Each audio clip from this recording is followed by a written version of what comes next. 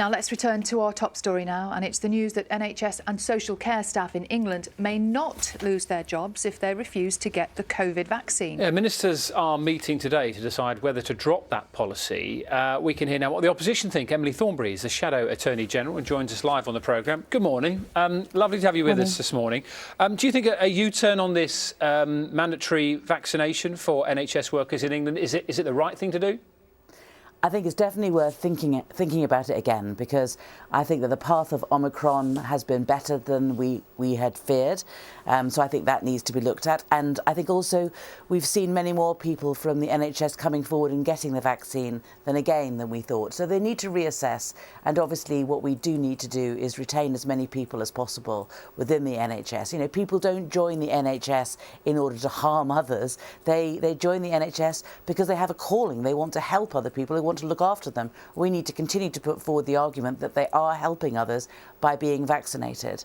And you know, we need to work with the unions and with the colleges in order to ensure that we get as many people in the NHS vaccinated as possible, with the ambition of getting everybody vaccinated, because to be honest, that's what makes sense. Can I ask you what the Labour Party would do in terms of those people who may have already left the NHS, or have gone in the last few weeks and now might want to come back to their career? What should happen to those? Well, I think what we need to do is we need to be able to make the decision in principle now. So it may be that, you know, that they're discussing, I mean, I'm not in the room, so I don't know. But it may be that they are talking about giving people longer to get vaccinated, or simply saying that in current circumstances you don't need to. But I mean, let's put this into the mix, because people do need to know that there are a number of vaccinations that NHS staff are obliged to take already at the moment. And you know, the idea is that this is to be one of the vaccines that they need to take. And it's the common sense behind it is obvious, and we need to just keep bringing people with us and making sure they understand it's in the interest of themselves, their families, and those that they look after, and those they have a calling to look after, to get vaccinated. Something else we're talking about a lot at the moment is the cost of living. The Prime Minister and the Chancellor both confirmed over the weekend, didn't they, that rise in national insurance payments will go ahead. If the Labour Party were in power, what would you do with that? If the Labour Party was in power, we would not be introducing this. We believe that it's completely wrong at this time to be introducing a tax on jobs, because it is just those that are working that will be paying this, and the people at the bottom will be paying a proportionately more of their wages in taxes, as they always do. We need to have a much more progressive tax system, and this is not part of it. And, you know, they say that they need to have the rise of national insurance in order to sort out the health, you know, the social care system. My answer to that is, well, what's your plan? Because they haven't published a plan. Can I ask you there isn't a plan as to what it is that they're going to do, and that does need to be looked at properly. And what would your plan be?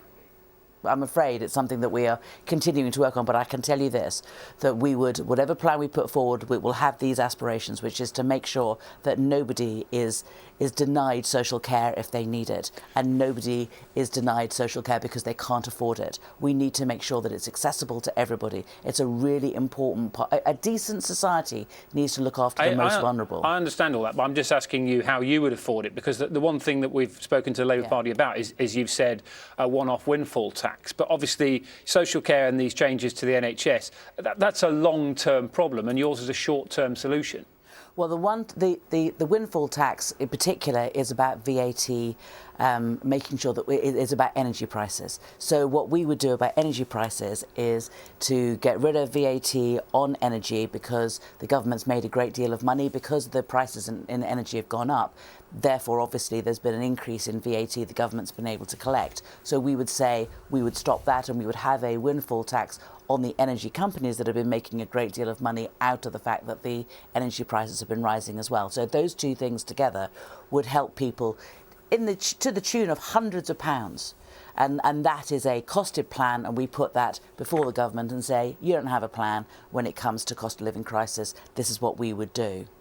Can I ask you as well this morning, some of our viewers might have seen one of your fellow MPs, Rosie Duffield, who's considering her future with the party. She says she's feeling unsupported. I've had a quick check of her social media profile this morning, and her banner on Twitter has a picture of you in it. I just wonder what you and what your party are doing to support her at the moment. So there have been conversations with Rosie that I'm aware of with those in the leadership, and I'm on a WhatsApp group, and we were discussing with Rosie and offering support. I'm a long-standing friend of Rosie's. I campaigned to get her elected in 2017 when nobody thought that Canterbury would ever go Labour.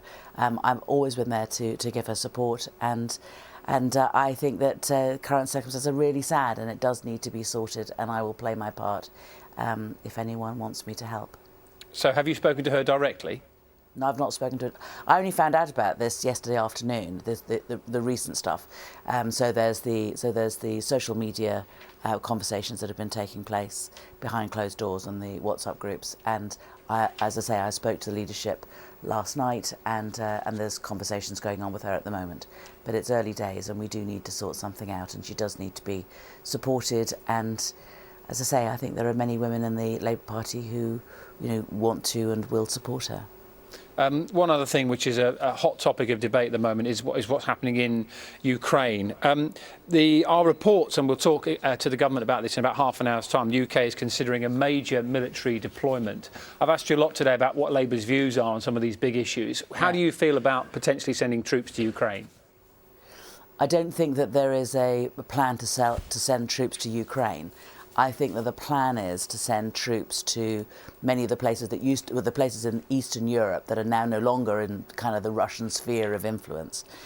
So it's the Baltic states. I think that the Prime Minister's plan is to send troops there, not to send troops to Ukraine. I think that. Yeah, forgive me. I meant to deal with the Ukraine issue. So what are your thoughts on sending those troops there? So we're not sending troops to deal with the Ukraine issue.